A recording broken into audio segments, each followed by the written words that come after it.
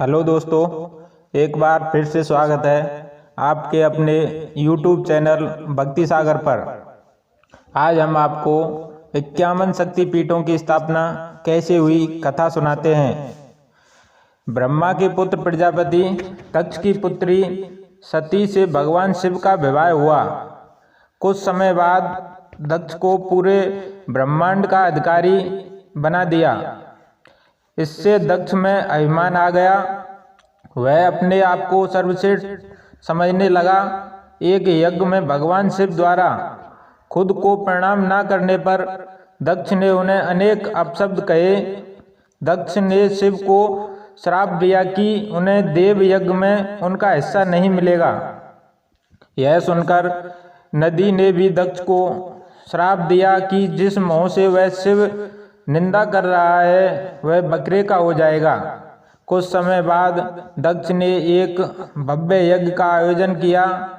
उसमें सभी देवी देवताओं को बुलाया गया, पर अभिमानी दक्ष ने शिव को उस यज्ञ से बहिष्कृत कर दिया।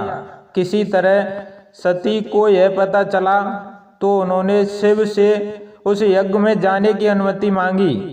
पहले तो शिव ने उन्हें समझाया, पर जब वे नहीं मानी तो उन्होंने सती को वहां जाने की अनुमति दे दी। सती अपने पिता के घर पहुंची तो दक्ष ने उनसे आंखें फेर लीं। सती यज्ञ में शिव का भाग न देखकर रुष्ट हो गई और सभी को बुरा भला कहने लगी। यह सुनकर दक्ष ने भी शिव निंदा प्रारंभ कर दी। यह सुनकर सती को बड़ा दुख हुआ और उन्होंने योगाग्नि से अपने शरीर को भस्म कर लिया। यह देखकर शिव के गणों से यक्ष यज्ञ पर हमला कर दिया, पर देवताओं ने उन्हें वहां से भगा दिया। वे शिव के पास गए और सारी घटना सुना दी। यह सुनकर शिव को बड़ा क्रोध आया। उन्होंने अपनी एक जटा को उखाड़कर जमीन पर मारा, जिससे वीरभद्र और महाकाली प्रकट हुए। शिव ने उन दोनों को दक्ष का यज्ञ विध्वंस करने की आज्ञा दी।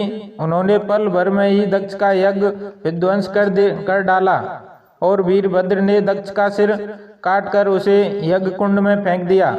यह देखकर देवताओं में हड़कंप मच गया और उन्होंने शिव स्तुति प्रारंभ कर दी। उनकी स्तुति उन्होंने सभी को जीवनदान दे दिया और दक्ष के शरीर पर बकरे का सिर लगाकर उसे भी जीवित कर दिया। बाद में शिव की अनुमति से दक्ष ने अपना यज्ञ पूरा किया। अपनी प्रिय पत्नी के शव को लेकर शिव पूरे ब्रह्मांड में घूमने लगे। उनके प्रताप से सारी सृष्टि जलने लगी।